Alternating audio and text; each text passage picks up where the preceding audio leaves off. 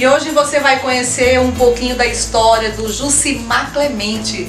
Vamos mergulhar aqui nessas memórias. Eu tenho certeza que você vai se emocionar e vai querer, claro, participar aqui do pouquinho da história deste grande homem, Jucimar Clemente. Tudo bem? Muito obrigado, boa noite. Obrigado, Clédio, por você estar aqui na minha casa. E também de você disponibilizar o seu programa para que você possa contar um pouquinho da minha história.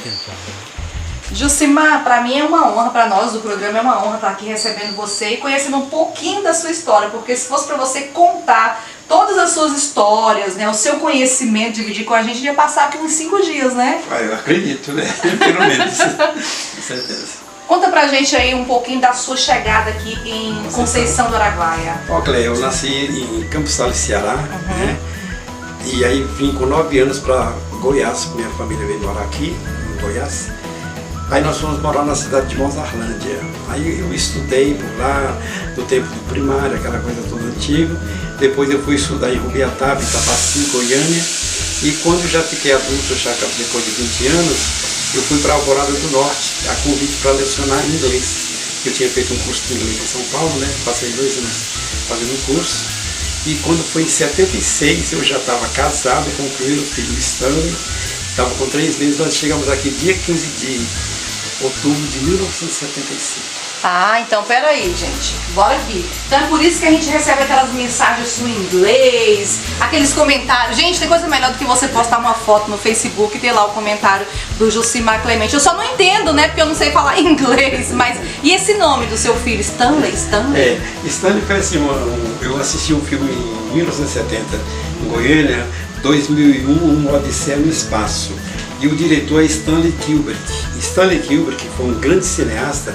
E esse filme foi um clássico do cinema internacional, né? E aí Stanley, fiquei falando assim, ó, no dia que eu tiver um filho, se chamará Stanley. E Stanley honrou o nome. E você tem um outro filho também, que é artista, né?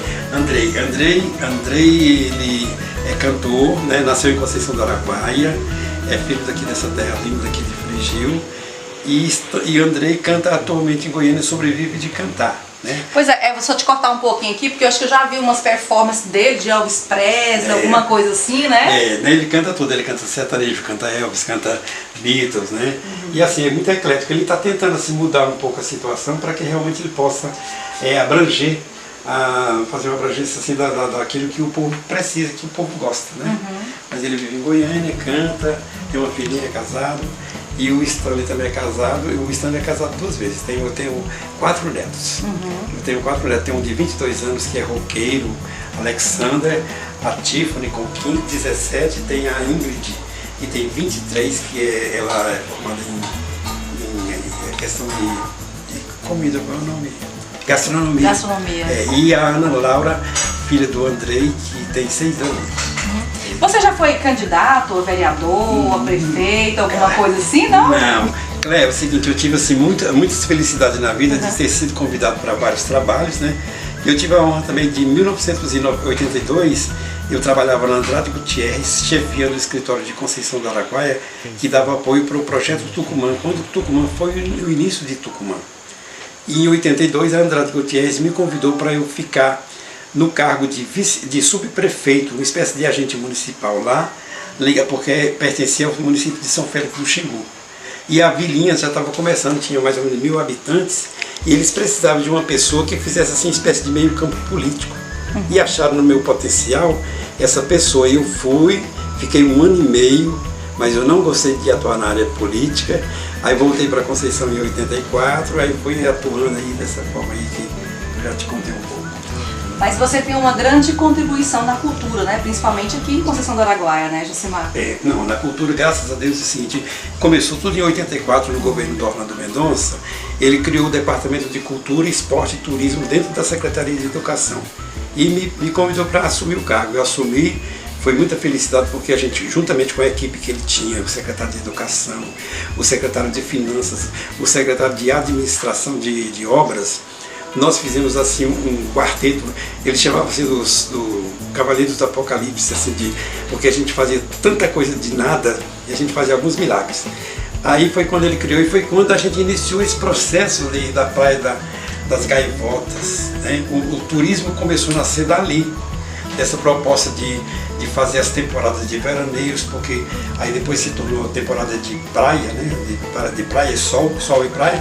Então assim, nós fizemos assim, nós fomos os pioneiros, porque depois com o desenvolvimento do município, os outros prefeitos viram que o turismo era um filão e um desenvolvimento de alto nível para que o município recebesse benefícios e houvesse um desenvolvimento nessa área. Né? Eu queria falar mais a respeito da questão da cultura, antes da gente entrar nos seus poemas, nos seus livros, né? Mas assim, você foi secretário de Cultura, né, de Turismo aqui em Conceição do Araguaia, na gestão do prefeito Jair Martins, o primeiro mandato dele, né? Como é que foi, assim? Foi uma surpresa para você receber esse convite? Foi muito grande, porque é o seguinte, Jair Martins, eu conheci quando ele tinha 17 anos aqui em Conceição do Araguaia, né? Aí Jair Martins foi embora para o Tocantins, para várias outras cidades que eu não me recordo, mas ocorre o seguinte, quando foi em 2017 eu já tinha passado por outras, porque eu veio assim, em 84, 87, eu ocupei esse departamento de Turismo, Cultura e Esporte. Já em 93, no governo Carlos Cavalcante, eu fiquei como secretário de Turismo, Cultura e Esporte até 96. Aí depois, em 2002, eu fui secretário de Turismo do governo Reis. Aí pronto, eu já entrei para a Câmara e fiquei no período da Câmara. Aí quando foi em 2017, eu tive a felicidade de ser convidado pelo Jair Martins, com essa visão ampla, com essa visão futurística que ele tem sobre o turismo, sobre a cultura, sobre o desenvolvimento de um município. E eu aceitei o convite dele e vim. Aí fiquei ainda em 2017, 2018. Foi quando eu não tive mais muita saúde, eu tive que deixar o cargo. Mas assim, foi um período excelente. Eu tenho certeza que eu ajudei muito, assim, eu colaborei bastante com o propósito, com a proposta que o Jair tinha de assim, estruturar o turismo de Conceição para virar um turismo a nível nacional e internacional, profissionalizante e assim, bem determinado, que vem gerar riqueza, vem gerar economia para o município, desenvolvimento e transformar a sociedade com aquela visão de um potencial, de um município de potencialmente turístico, um dos melhores daqui do Pará, do sul do Pará e um dos melhores do Brasil. Então, assim, juntou a sua bagagem, né, a sua história, o seu conhecimento, com a visão do prefeito Jair Martins de inovar e ter algo diferente, e aí deu certo, né, que até hoje, né? Graças a Deus, foi assim, foi muito bacana. Inclusive, foi muito surpresa que quando o Jair Martins foi eleito, eu fiquei muito feliz, porque assim, eu sabia que ele tinha alguma coisa para Conceição, porque filho da terra, jovem, né, e incrivelmente assim, preocupado com as coisas que não tinham dado certo no passado. Eu não quero aqui entrar no mérito, mas eu falo o seguinte, o Jair viu que ele tinha um potencial para que realmente ele pudesse consertar. E ele consertou e está terminando de consertar. Eu acredito assim, infelizmente eu não pude participar mais do governo dele, mas graças a Deus outras pessoas de talento, pessoas com vontade de trabalhar, ajudaram, estão na equipe do Jair, fazendo coisas boas, positivas, e tem essa vantagem do turismo ser uma das alavancas assim, do sucesso e do desenvolvimento de Conceição do Araguaia, independente das áreas de atuação, na área de agricultura, na área de pecuária, na área de cultura, na área de esporte, nessas outras áreas todas que complementam o município. Né? E a gente percebe que a cultura é muito forte aqui em Conceição do Araguaia, né, Josimar? É muito forte. Nós temos muitos cantores, compositores, poetas, teatrólogos, nós temos assim uma pleia de jovens que desenvolveram. Nós tínhamos aqui no tempo na década de 70, no início, quando eu cheguei aqui, a JCA, que era um grupo jovem que fazia teatro amador, que fazia eles cantavam na igreja, os jovens faziam os corais cantando na igreja, depois apresentavam as peças teatrais com temas religiosos no Santa Rosa. E aí eu criei um grupo chamado TAPTA, Turma Amiga Produzindo Trabalho e Amizade. E essa turminha, com 45 jovens, nesse tempo não tinha televisão, não tinha drogas, nós não tínhamos a ponte ainda, estava sendo confeccionada a ponte. E Conceição do Araguaia recebia só através de Couto Magalhães, nas balsas que vinha os veículos que entravam no Pará através das balsas, 1975, 76 até 1980, foi quando a ponte foi inaugurada. E aí o progresso entrou, e aí entrou todos os problemas que você sabe que tem com o progresso, as drogas, a televisão e outras coisas mais. Apesar que a televisão tem muita coisa boa. Né? É verdade. Jucimar, agora voltando aqui para a sua história, né, mais íntima, quantos livros você tem lançado? Eu tenho Resíduos de Diamantes, de 83, é uma coletânea de poemas, né? E foi lançado em 83 em Tucumã, Ourilândia e Conceição do Araguaia e Belém. E esse... Em 83? É. Ele é mais velho que eu, esse livro aqui. Pois olha só que interessante. E aqui o Gestos e Momentos foi de 89. Aqui já tem desenhos, aí tem poesias, tem uns desenhos assim muito exóticos, são rostos amorfos. Os rostos têm formas, mas aqui é um rosto, tá notando? E esses desenhos todos é você que faz? Isso aqui é feito com cola colorida, porque aqui está principalmente que é uma cola, mas o original é colorido, né? E aí eu tenho 2 livros lançados de poesias e tenho um terceiro pronto, Balaio de Vivências, para lançar. E tenho ainda uma revista sobre Conceição do Araguaia, nossas cores, nossos símbolos, com o potencial de todas as áreas. Inclusive, assim, é uma revista que eu quero, desejo, né, que o próprio Jair Martins já me acenou que pretende me ajudar a lançar, porque essa revista vai servir para o alunado e vai servir para a classe da educação principalmente, e para o turista que chega para saber do potencial que nós temos, os bares, restaurantes, hotéis, todas essa gama que ajuda a desenvolver o turismo de uma cidade. Muito interessante. Mas você também, além de poeta, é cantor, né? Canto, um pouquinho canto. Eu tenho 4 músicas lançadas, né? Eu tenho o Osiel Santos gravou uma música minha, do Araguaia. O Andrei, meu filho, gravou 2 músicas. O Kleber Viveiro gravou outras também. Pois assim, pretendo a questão de gravação de outras músicas minhas, porque eu acredito no potencial de músicas que eu tenho, que são muito ligadas assim, à realidade brasileira, e muitas vezes assim, as questões amorosas, as questões dos amores, né, de modo geral, e também contando um pouco da natureza. As minhas músicas são muito ligadas à natureza, ao amor, à paz e à dedicação da questão do respeito ao ser humano, né? Isso é muito interessante.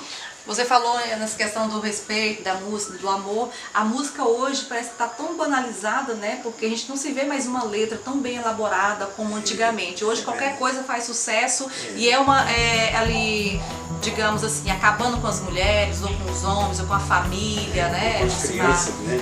Pois é. Cleo, assim, pela questão da minha idade, eu digo para você assim, eu tive um conhecimento da década de 60, 70, 80, 90, quer dizer, eu sou um privilegiado. Né? Eu vi no tempo da Jovem Guarda, eu vi na Jovem Guarda, Beatles, aí depois vi as revoluções que aconteceram no Brasil da Bossa Nova, que foi anterior à Jovem Guarda, depois veio Jovem Guarda, depois veio a Tropicália de Caetano Veloso, os baianos, aí veio Raul Seixas, aí veio Secos e Molhados, aí veio uma série de outros. Aí foi quando houve uma abertura geral de quê? Da música ser assim muito aberta a todos os temas. Né?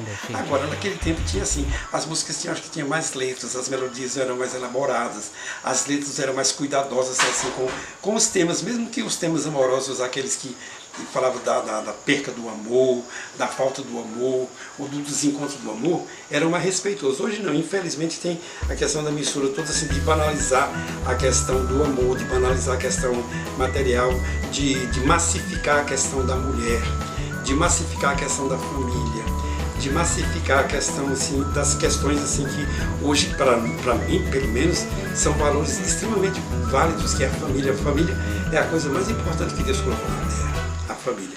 Então, assim, todas as tendências que nós temos de música, assim, eu acho assim, que a década de 70 foi uma das mais ricas. 70 e a de 80, 90. Agora, depois que já passou para 2000, aí já foram muito tendenciosas as letras, e já tinha, assim, algumas elaborações assim, que não eram muito agradáveis. Aí começou a ter muito críticas veladas a comportamentos, aí houve a questão das cobranças dos comportamentos humanos, né? Do homem, da mulher, do jovem, da família. Então assim, já mudava tudo. Né? E falando ainda em família, como que você vê o jovem hoje em dia? Né? Você vê que os jovens hoje em dia às vezes não querem estudar, termina no ensino médio, não lê um livro, né? Não tem assim um conteúdo, né? Como que você vê essa nova geração? Olha, eu fico muito preocupado, porque assim, eu fui professor na Fundação Bradesco em 77, 78. foi professor de inglês, geografia, foi professor de inglês no 14 de abril, no Frei Gil de Vila Nova, e convivi com muitos jovens. E naquele tempo a gente via que o jovem queria alguma coisa, queria crescer, queria melhorar de vida e tudo mais. Hoje em dia eu vejo o jovem muito destrutivo com a questão das drogas. Porque quando você não vê um jovem que fuma drogas ou que utiliza drogas, ele utiliza álcool já bem novo. Tipo 14, 15 anos já estão utilizando o álcool. E o álcool é prejudicial em todos os aspectos. Até para as pessoas que já são adultas ele é prejudicial. Mas queira ou não, é o seguinte, eu acho assim que as escolas antigamente havia uma educação nessa questão de preservar um pouco da saúde do jovem, de quando ele tivesse mais de 18 anos, que ele tentasse usar, que fosse para usar. Tanto assim como a questão também, não digo só de drogas ou de bebida, mas como a questão também do sexo. Porque hoje houve uma banalização muito grande e houve assim uma tristeza muito grande da banalização do corpo, do desrespeito ao corpo da garota, do jovem, das crianças. Essa questão da pedofilia, que é uma coisa muito demoníaca, muito triste. Como é que você tem uma criança de 6 anos que uma pessoa vem e abusa daquela criança se ela não está preparada? Ela está preparada quando ela tiver 17, 18 anos, para quando ela for utilizar o corpo dela com orientação da família, com orientação da escola, com orientação dos pais, né? E hoje em dia a gente vê tanta coisa triste, tanta violência, tantos pais ou tantas mães que perderam seus maridos ou que não estão com seus maridos, que deixam seus maridos, que depois se juntam com outras pessoas e aquelas pessoas abusam dos seus filhos, das suas filhas de uma forma muito terrível, muito doentia, eu acho. Gilcimar, a sua casa é um cantinho assim bem aconchegante, né? Porque aqui tem vários quadros, você tem uma personalidade assim bem forte, né? Eu guardei, assim como lembrança dos artistas da cidade. Eu acho que o nosso grande Sudano Martins é um grande profissional. Tenho várias artes aqui do Aloysio Costa, do Branco, Rezende, eu tenho da Val, eu tenho dos amigos de Belém do Pará, né? Tenho vários quadros, tenho esculturas, eu tenho assim, todos os livros dos artistas de Conceição, os CDs eu tenho todos, né? A maioria, tem alguns que não tem. E também, por exemplo, o caso do Isaú Luz. Isaú é um grande escritor, né? Um grande historiador também. E eu tive o privilégio de ser mestre de cerimônia dos livros, dos 17 que ele tem lançado, tive o privilégio de ser mestre de cerimônia de mais ou menos uns 12, 13. Os outros estavam em alguma parte do Brasil que eu não ouvi. Mas quando ele me chamava, eu vinha. Aí tem o Forte Sobrinho, que é escritor, é poeta, repentista, teatrólogo, Vianney Braga, que ajudei a lançar o livro dele, coordenar o livro dele em 71, 91, Cleomar de Carvalho, Zé Baldi, Leonardo Luz, vários e vários jovens aí que eu ajudei a lançar livros, a participar, incentivar a escrever, incentivar a cultura, a leitura, porque você sabe que através da leitura a pessoa se transforma. Além dela ter um conhecimento maior, ela se transforma numa potência de saber o que é. Algumas coisas que perguntam do mundo, da realidade e das coisas que hoje a internet mostra para todo mundo, quando todo mundo quer ver. Tem uma coisa que eu tô curiosa aqui para saber, é esse seu estilo aqui, com as mãos cheias de anéis, correntes. Que estilo é esse? Assim, você se inspira em algum artista, alguma coisa, ou só porque você gosta mesmo? É porque é o seguinte, eu gosto muito assim, porque eu acho assim, eu tenho 72 anos, né? Graças a Deus. Se Deus está me permitindo que eu viva, então eu sou feliz. Então assim, eu acho que o jovem tem que fazer aquilo que é bom para ele, sem agredir as outras pessoas, né? Então, falou assim, mas você é velho, você usa anéis, você usa... Falei, mas assim, são coisas tão bonitas que eu acho. Se eu pudesse que fosse tudo de ouro, seria ótimo, né? Porque de qualquer maneira assim, é interessante. Mas é porque eu gosto, assim, a minha vaidade chega ao ponto seguinte, que eu gosto de me vestir bem, apesar que eu não tenho muito dinheiro para me vestir bem, né? Com grife, essa coisa toda, mas eu me visto dentro daquela minha condição de achar que eu estou mais ou menos apresentável, né? E, então assim, os meus anéis, as minhas coisinhas assim, eu preservo bastante e é uma dica para os jovens, para também assim, usar uma pulseira, usar uma corrente, um colar, usar um brinco. As mulheres principais, as mulheres é que são ricas em detalhes de ter a beleza exposta, né? Pintam as unhas, tem os lábios para pintar, as sobrancelhas, os brincos, tudo. A mulher é muito mais importante assim, da beleza da mulher, claro que é a mulher que Deus criou, do que o homem. Mas o homem também tem que dar umas enfeitadas, porque senão as mulheres não querem. Josimar, o que você espera e deseja aí para 2022? Eu gostaria que a pandemia fosse embora definitivamente da face da terra. Eu queria que tantas coisas do Brasil dessem certo, a nível de política, a nível de economia, a nível de desenvolvimento econômico, a nível de desenvolvimento cultural, e que não houvesse interferência das coisas erradas nas escolas, na área da educação. Principalmente essa questão também de coisas de gênero, da questão de ter cuidado com a juventude, de ter cuidado com os adolescentes, que serão os futuros pais de família, os futuros avós e pais no futuro, daqui 10, 15, 20, 30 anos, 50 anos. Eu já tenho 72, eu tenho um neto de 23, 22 anos. E assim, eu desejo que o Brasil se torne um país bem melhor, produtivo, que não tenha fome, que não tenha violência, que não tenha guerras, que não tenha destruições, que não tenha essa gama de tristeza que ocorre aqui no Brasil, de muita coisa que ainda ocorre devido à questão do descontrole também de alguns governos, porque tem alguns governos muito produtivos e muito atuantes e muito responsáveis, mas também tem uns governos que realmente não faz jus nem o cargo que tem, infelizmente. Bom, gente, poderia ficar aqui dias, né, como eu falei aqui, mergulhando na história do Josimar, mas eu vou dar um conselho aqui para os jovens, né, que estão aí na faculdade, no ensino médio, ou na faculdade quer fazer um TCC, né, escolha algum tema aí, vem aqui na casa do Josimar, com certeza você vai sair do seu TCC prontinho. Mas, Josimar, você cozinha também ou não? Um pouco. Eu tive assim, quando eu passei essa fase de morar sozinho, eu comecei a inventar, falar assim, puxa vida, mas gastronomia é uma área tão bacana, e você gosta de comer. Aí eu comecei a fazer comida para alguns amigos. Eu falei, não, vamos lá para casa que eu faço um frango. Eu faço um frango com verdura. Aí eu faço uma lasanha. Inclusive vou fazer uma lasanha para você hoje. E tem um detalhe assim, aí aos poucos eu fui aprendendo e fui aperfeiçoando e conversando com pessoas que sabem cozinhar. Mas hoje assim, eu não sei cozinhar, mas assim, eu tenho muita vontade de aprender.